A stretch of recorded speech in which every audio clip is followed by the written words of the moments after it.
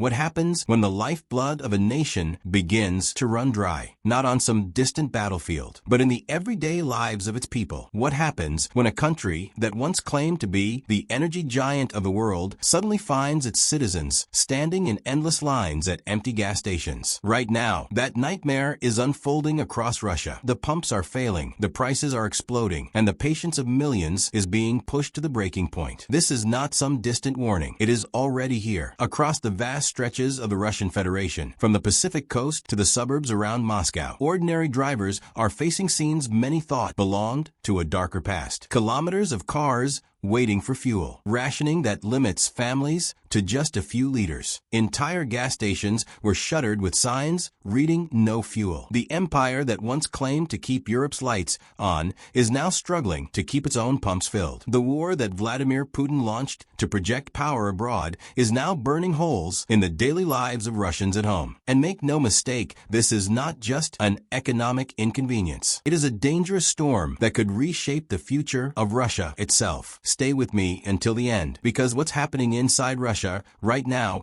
is not only about gasoline shortages. It is about a system unraveling under pressure, and the consequences reach far deeper than many realize. At the heart of this crisis lies a truth the Kremlin does not want to admit. The system is collapsing from within. By late July, the wholesale price of 95-octane gasoline reached a record high. That should never have happened in a country sitting on some of the world's largest oil reserves. In desperation, the Kremlin made a dramatic announcement that it banned all gasoline exports. The message was simple: no matter what happens abroad, the priority is to keep Russian pumps filled. But the reality on the ground told a very different story. Even after the ban, gas stations across Russia reported running dry. Queues stretched for kilometers. Stations offered only lower-grade fuel, while the vital 95-octane that powers most modern cars simply vanished. In some regions, drivers were told they could only buy 10 liters, barely enough to last a single day. In others, pumps were shut off entirely. So why is this happening? If exports were banned, why are Russian citizens still unable to fuel their cars? The answer reveals the scale of the storm sweeping through the country. This is not a simple issue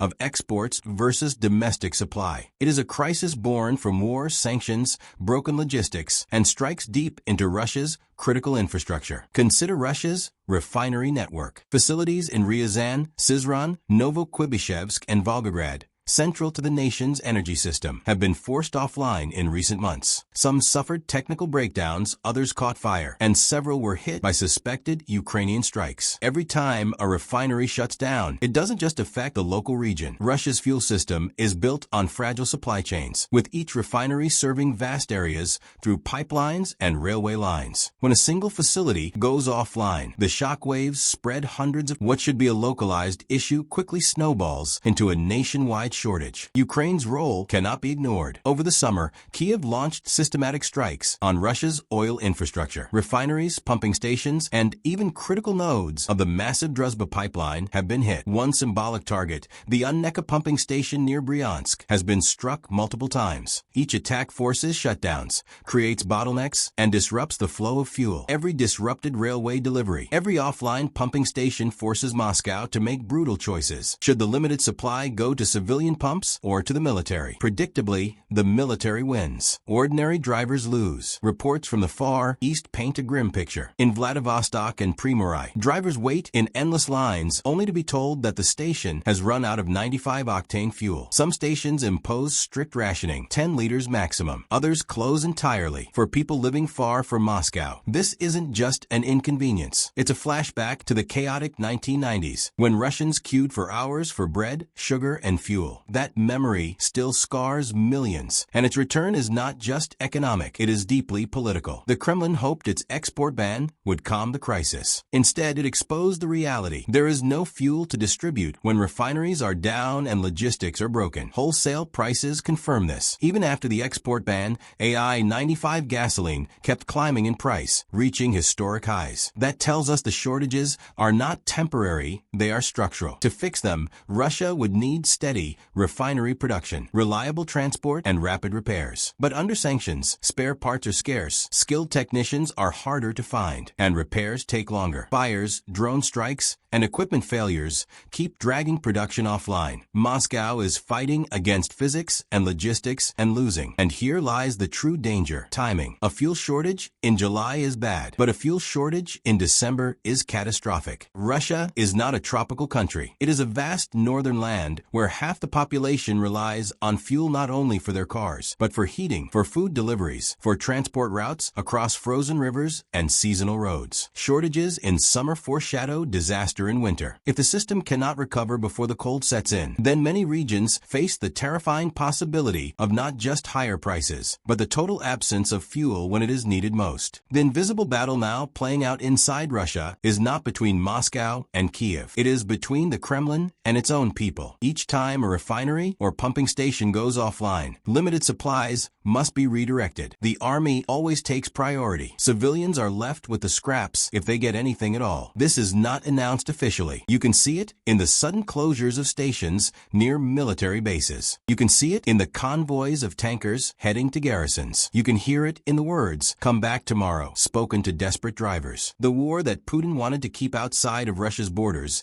is now creeping inside, one empty gas tank at a time. And there's another layer: collapsing revenues. Russia's oil and gas income has fallen sharply. According to official data, revenues dropped nearly 20% year on year in the first 7 months of 2025. This collapse comes from sanctions, price caps, discounted sales of crude, and now gasoline shortages at home. Meanwhile, the Kremlin is forced to subsidize domestic fuel prices to avoid mass panic. That drains the national budget further, leaving fewer resources to manage the crisis. The war is bleeding Russia abroad and bleeding it at home. International pressure adds to the storm. The European Union's latest sanctions package specifically targeted Russia's shadow fleet and the smuggling of refined products through third countries. That means Moscow has fewer outlets to offload fuel abroad, while still facing chaos at home. With less flexibility than ever, the Kremlin is cornered. The pressure is building inside with no release valve. Fuel shortages are not just about cars. They cut into the heart of daily life. Gasoline keeps ambulances running. It powers fire trucks. It delivers food to markets. When fuel is rationed or unavailable, entire communities begin to choke. Queues at gas stations send psychological shockwaves through society. For Putin, those images are dangerous. Endless lines at the pumps remind Russians of the collapse of the Soviet Union and the chaos of the 1990s. That memory is not just historical, it is a living wound. And now it has returned. Looking at the facts, three realities cannot be ignored. First, the export ban is in effect, but shortages remain.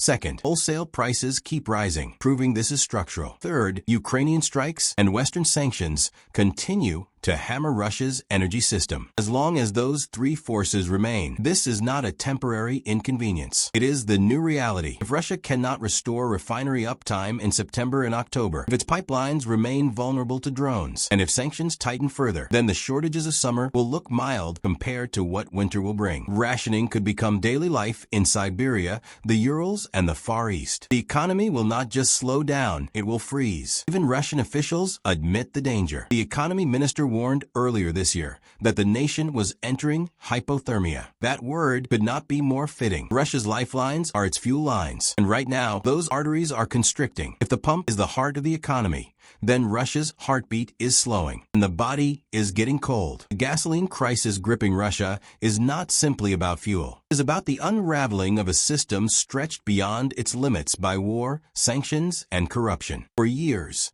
the Kremlin claimed energy was its greatest weapon, the card it could always play. Now that the card is falling apart in Putin's own, the war that began in Ukraine is turning inward, and the fire is spreading inside Russia itself. Long lines at gas stations are more than just queues. They are symbols. They tell a story of a nation whose strength abroad is collapsing into weakness at home. For ordinary Russians, it is a return of the nightmare they thought had been buried decades ago, not in textbooks, but in the long wait for a few liters of fuel. And this is why the world must pay attention, because when the lifeblood of a superpower begins to run dry, the consequences do not stay within its borders. The collapse of fuel inside Russia will ripple across global markets, across security calculations, and across the very stability of Putin's regime. What begins at the pump could end up shaking the entire empire. So what happens when the gas stations of a nation collapse nationwide? We are watching that story unfold right now, and the ending is far from written. If you found this story important, make sure you stay with us. The situation in Russia is changing fast, and every week brings new developments. Don't miss what happens next. Subscribe now, because the next chapter in this story may be the most shocking of all.